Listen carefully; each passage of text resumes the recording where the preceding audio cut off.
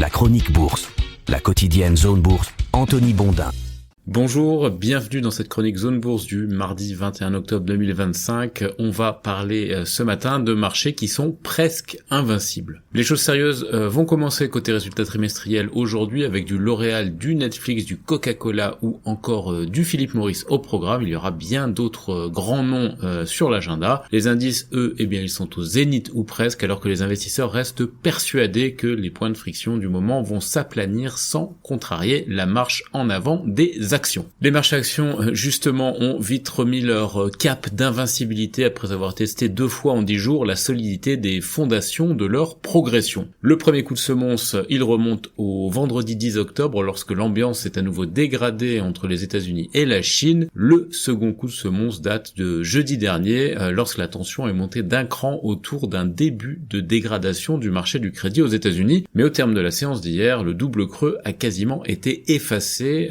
Côté Wall Street, le S&P 500 a bouclé à 6735 points précisément après une hausse de 1,1%. Il ne manque que 18 points pour égaler le record qui date du 8 octobre. En Europe, c'est pas mal non plus. Le Stoxx Europe 600 a repris 1% hier. Il s'est hissé à 572 points. Là, c'est tout simplement à 2 points à peine en dessous du pic datant là aussi du 8 octobre. Globalement, les actions cycliques reviennent sur le devant de la scène tandis que la technologie continue à faire briller les yeux des investisseurs. Et là, c'est le moment probablement de ressortir le couplet sur la complaisance. C'est celui qui vous fait passer pour une sorte de sage des marchés face aux extrémistes habituels, les collapsologues de la finance et les cornucopiens du marché. Je vais quand même le rappeler tout de suite, l'investisseur, il doit être optimiste mais pas complaisant. Le véritable optimisme ne consiste pas à ignorer les crises mais à vivre avec la certitude qu'elles font partie intégrante du progrès. Alors ces déclarations ne sont pas de moi, elles sont de Morgan Housel, un Américain qui a beaucoup écrit sur la psychologie du marché et qui n'est jamais tombé ou presque dans les citations sirupeuses et consternantes des influenceurs finance. Housel écrit en substance que les complaisants croient que tout ira bien tout le temps, alors que les optimistes, eux, ils savent que les chances d'une issue favorable sont de leur côté sur le long terme, mais ils savent aussi qu'il y aura des revers en cours de route, et ces revers et ces sorties de route sont le prix du mouvement en avant et une forme de taxe d'apprentissage, et ça, c'est ce qui rend l'optimiste plus efficace sur le long terme que le complaisant, parce qu'il s'adapte et gère son risque. D'ailleurs, c'est peut-être pour cette raison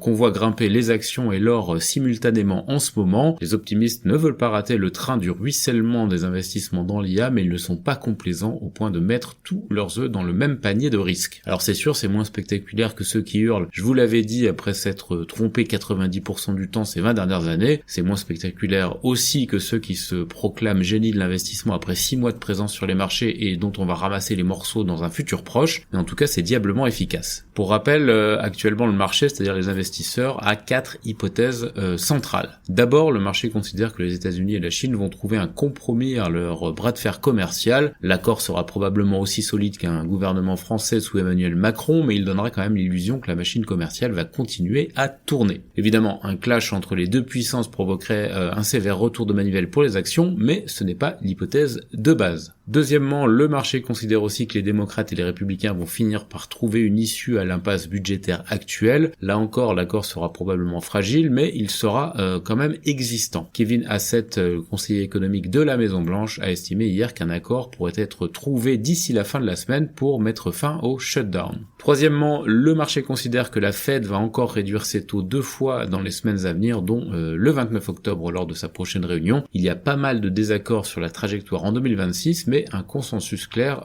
est dégagé désormais pour 2025. Enfin, le marché considère que la saison des résultats trimestriels qui bat son plein à partir d'aujourd'hui va soutenir la poursuite de la hausse. Le rythme va d'ailleurs s'accélérer aujourd'hui sur l'agenda, notamment aux États-Unis, avec de nombreuses entreprises emblématiques. Je vais y revenir un petit peu plus tard. Du côté de l'agenda macro, il n'y a toujours pas grand-chose en provenance des États-Unis, hormis un discours du banquier central Christopher Waller. La patronne de la BCE, Christine Lagarde, sera aussi sur le podium, elle, autour de 13h.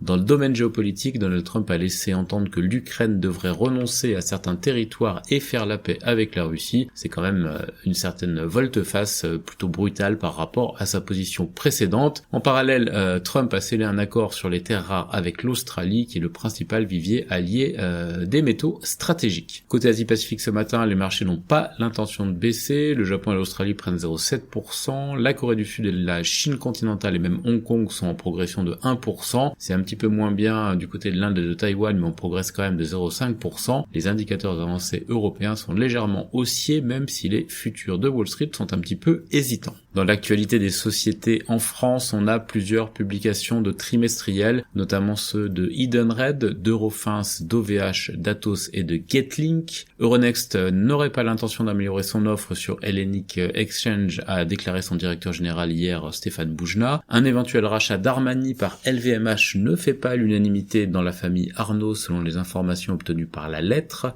Du côté de Total Energy, mis en cause pour éco-blanchiment par des associations environnementales, on connaîtra jeudi la position du tribunal de Paris sur ce contentieux. Stellantis prévoit de recruter 400 personnes pour accroître sa production à Mirafiori à Turin en Italie, selon son CEO interrogé par Bloomberg. Alstom a finalisé une modernisation majeure de trains au Royaume-Uni. Rémi Cointreau a émis son premier Schuldschein de 200 millions d'euros. Eutelsat a renouvelé son accord de capacité satellitaire avec Oman. Quadient renforce son partenariat avec Evry autour de quasi-automatique au Royaume-Uni. De CRSI a scellé un partenariat avec Nafco pour développer des AI Factories modulaires. Delta Plus acquiert la société Gevanta, qui est un spécialiste des vêtements de travail haut de gamme en Lituanie. Waga Energy a monétisé un premier crédit d'impôt aux États-Unis pour 3,8 millions de dollars. Et on a parmi la liste des publications de sociétés du jour Egide, Serge, Ferrari, Planisware ou encore DMS. Ailleurs en Europe, HSBC a confié à David Lindbergh, ancien dirigeant de NatWest, la direction de ses activités au Royaume-Uni, selon une info du FT.